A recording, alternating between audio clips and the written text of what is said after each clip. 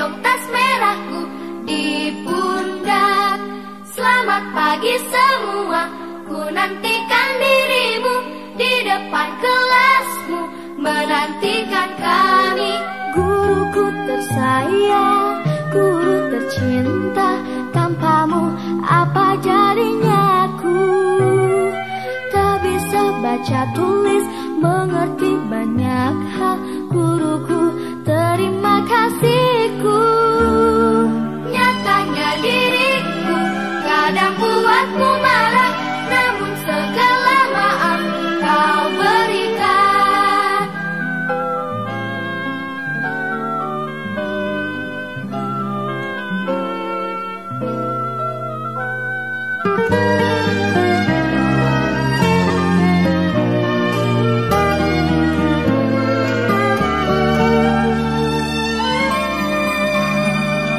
Selamat pagi semua, ku nantikan dirimu di depan kelasmu, menantikan kami. Guruku tersayang, guru tercinta, tanpamu apa jadinya aku? Tak bisa baca tulis, mengerti banyak hal. Guruku, terima kasihku. Nyatanya diriku kadang buatmu marah, namun segala maaf kau berikan. Guruku tersayang, guru tercinta, tanpamu apa jadinya aku? Tak bisa baca tulis, mengerti banyak hal. Guruku, terima kasihku. Guruku tersayang, guru tercinta, tanpamu apa jadinya aku? Tak bisa baca tulis, mengerti banyak hal. Guruku, terima kasihku.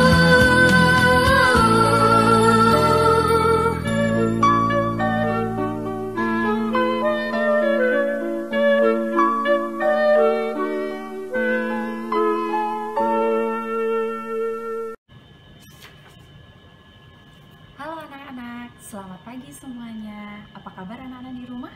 Semoga anak-anak dalam keadaan sehat ya. Nah, pasti anak-anak bertanya, Ibu sedang ada di mana? Nah, pagi ini Ibu sedang berada di Perpustakaan SD Yosudarso.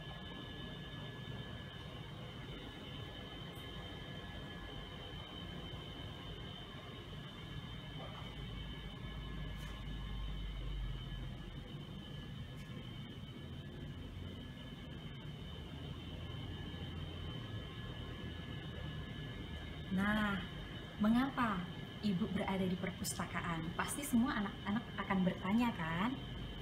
Pada hari ini, sesuai dengan pembelajaran kita berada di pembelajaran tema 2 tentang kegemaranku dan subtema 4 yaitu gemar membaca. Nah, anak-anak pasti tahu ya, mengapa kita harus membaca. Nah, dengan membaca berbagai macam buku, ada mungkin buku cerita, ada buku tentang informasi dunia, atau buku majalah, koran. Itu sangat penting karena bisa menambah wawasan informasi yang mungkin anak-anak sebelumnya belum mengetahui, tetapi dengan membaca buku ini anak-anak bisa lebih mengetahui informasi apa saja yang ada di luar sana. Nah, anak-anak harus tahu bahwa kegiatan membaca itu sangat menyenangkan loh. Mengapa menyenangkan? Karena manfaat dari membaca buku tadi sudah Ibu sampaikan, bisa menambah wawasan, menambah informasi, bisa menggali informasi-informasi yang ada di luar sana. Kita bisa tahu meskipun kita berada di sini. Nah, oleh sebab itu Ibu ingin mengajak anak-anak untuk rajin-rajin membaca buku. Buku apa saja itu? Ya, bisa buku pelajaran yang berisi tentang ilmu pengetahuan, bisa buku cerita seperti yang Ibu pegang seperti ini, yaitu ini tentang alam semesta. Bisa juga buku tentang dongeng-dongeng yang banyak ada di perpustakaan kita di sekolah SD Yosudarso.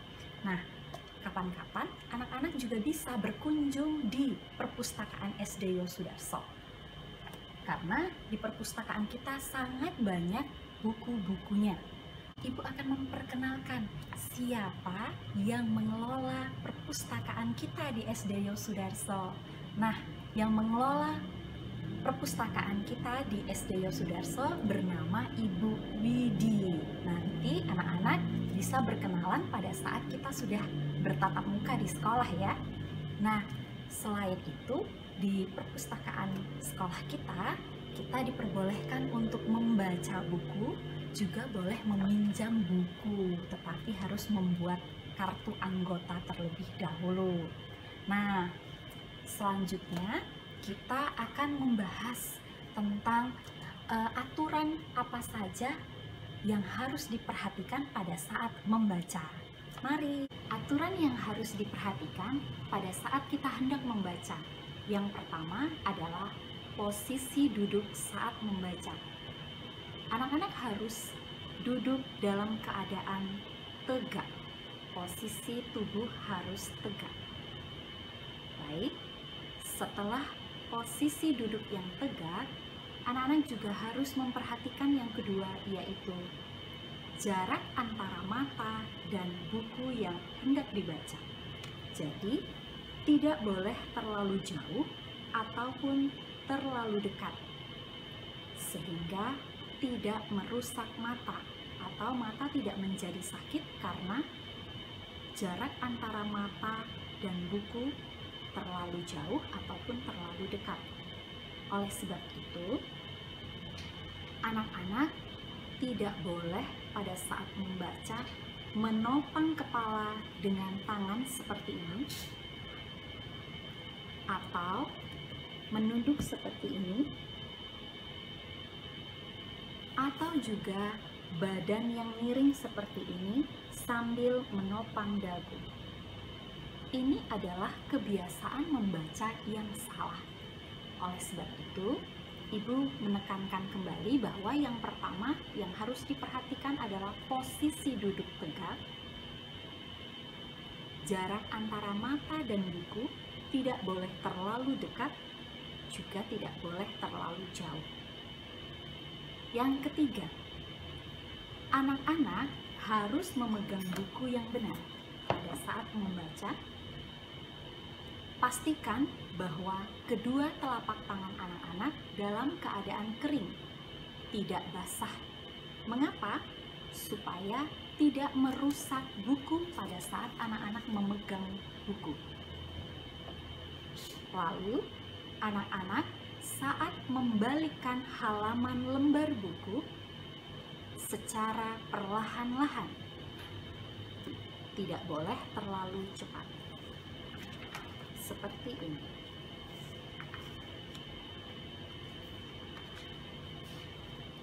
Mengapa tidak boleh terlalu cepat, harus perlahan-lahan, agar buku tidak rusak atau lembaran buku tidak sobek pada saat anak-anak membalikkan halaman lembar buku.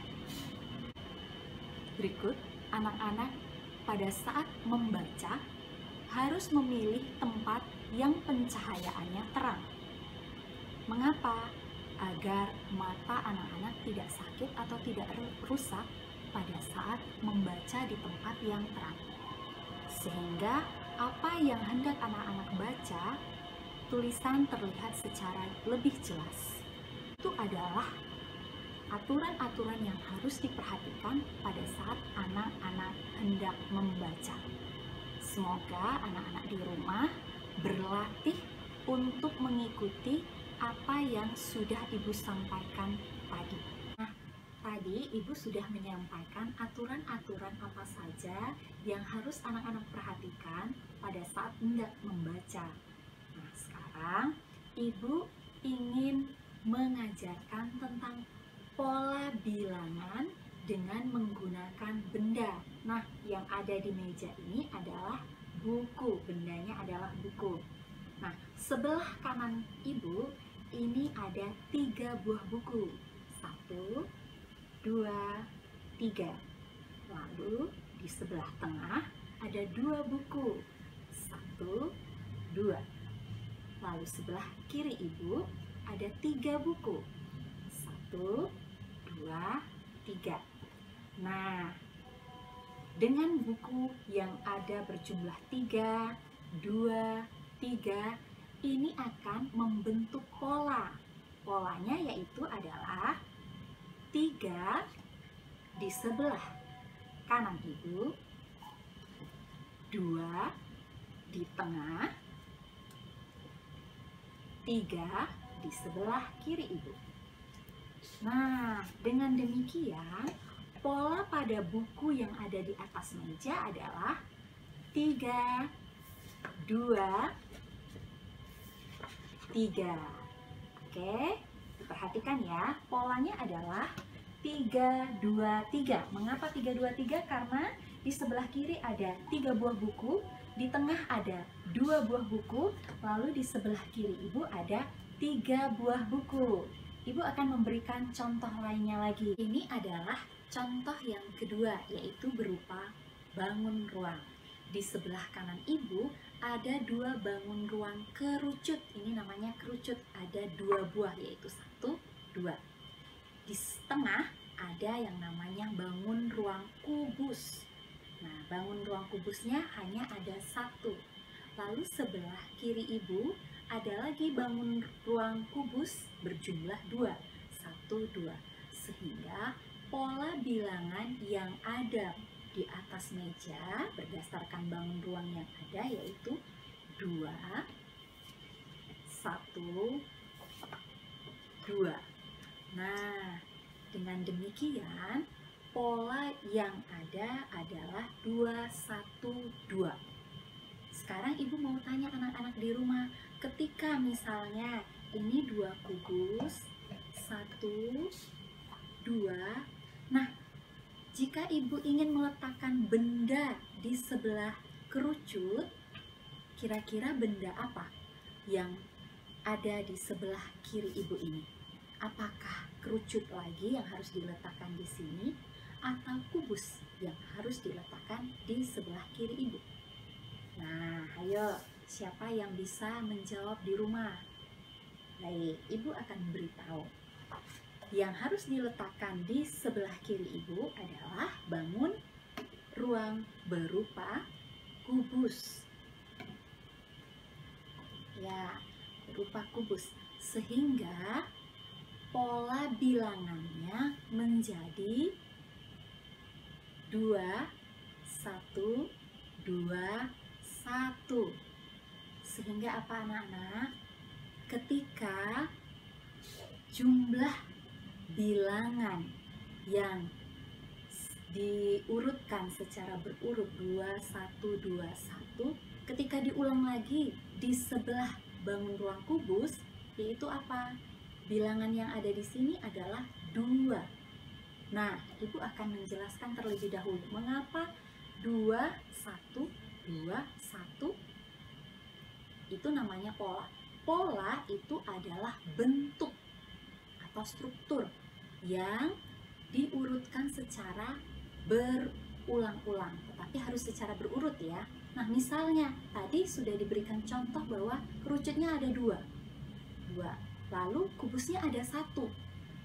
Nah, kalau mau mengulang kembali, maka adalah setelah kubus adalah bangun ruang berupa kerucut kembali, yaitu jumlahnya harus 2, karena di awal adalah 2.